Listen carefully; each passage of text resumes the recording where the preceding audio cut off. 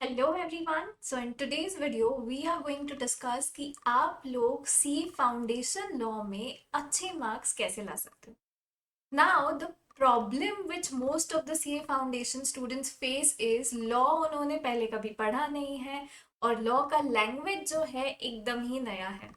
तो ऐसे में लॉ को आप अपना स्ट्रेंथ कैसे बना सकते हो, लेट्स अंडरस्टैंड। सो सबसे पहला requirement in order to write law is कि आपके कॉन्सेप्ट्स क्लियर होने चाहिए। देखो, अगर आपके कॉन्सेप्ट्स क्लियर नहीं है तो it will become very difficult for you later on. Conceptual clarity is a must. Concepts clear होगे तो क्या होगा, क्वेश्चन पढ़ते से ही आपको ये समझ में आ जाएगा कि यहाँ पे कौन सा प्रोविजन यूज करना है आंसर देने के लिए।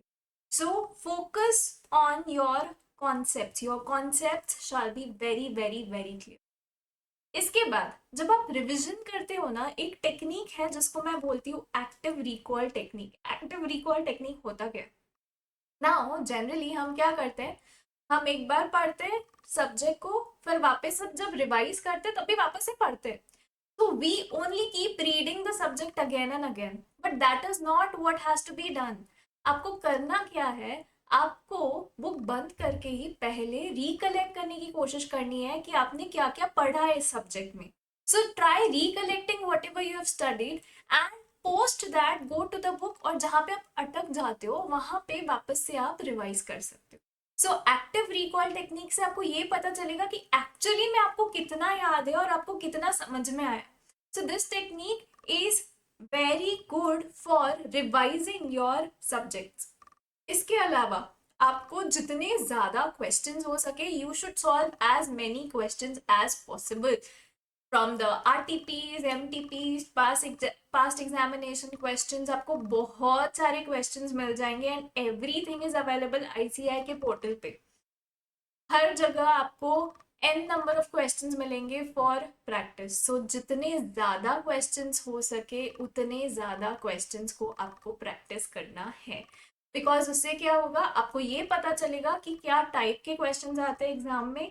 Also you will get an insight into कि कैसे आपका प्रिपरेशन होना चाहिए, कौन से क्वेश्चंस आपको आंसर करते आ रहे हैं, कौन से क्वेश्चंस में आप अटक रहे हो। तो उससे आपको क्या पता चलेगा कि कौन से टॉपिक पे you have to work more. And post that, सबसे इंपॉर्टेंट पार्ट, राइटिंग प्रैक्टिस। अभी राइटिंग प्रैक्टिस के लिए आई वुड सजेस्ट कि अगर आपका एग्जाम से जनवरी में है and you still have a lot of time, January 26 is still a lot of time you have in hand। तो उसके लिए आप क्या कर सकते हो, can start practice writing at least 3 questions per day।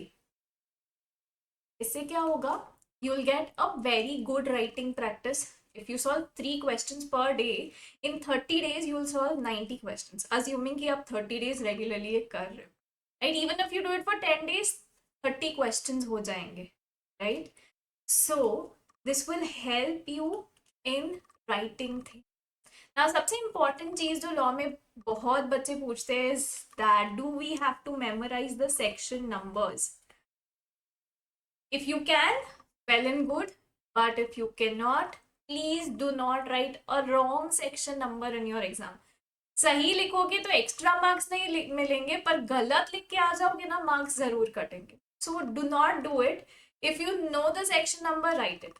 One technique of memorizing section number is you can make a note, और एक पेपर पे ना आप सारे सेक्शन नंबर्स एक जगह लिख के रख सकते हो and you can keep referring to it on daily basis or alternate days, which will help you recollect and memorize the section numbers।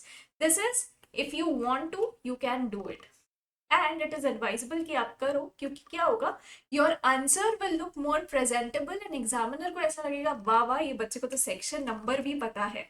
So this will only add up to your answer। It is not going to fetch you additional marks, it is only going to impress the examiner and also add up to your answer, make your answer look even better। So section number से related ये वाली चीज, ये वाली practice जो है वो आप कर सकते हो। And apart from it, law being a very new subject, आपने 11th-12th में ऐसा कुछ पढ़ा नहीं है, this is the very first time that you are reading or learning something like this। So it is always advisable कि ये subject से ना टच मत छोड़ना। मेक श्योर कि आप रेगुलर बेसिस पे लॉ का रिविजन कर रहे हो या फिर लॉ को पढ़ रहे हो। इससे क्या होगा, you will get acquainted to the language which is used in law, क्योंकि लॉ का लैंग्वेज जो है it is not your simple English, it contains legal terms. So in order to get acquainted with those legal terms it is very important कि आप वो subject से अपना touch जो है वो ना छोड़ो। So these are a few things जो आप कर सकते हो as a CA foundation student in order to prepare your subject law.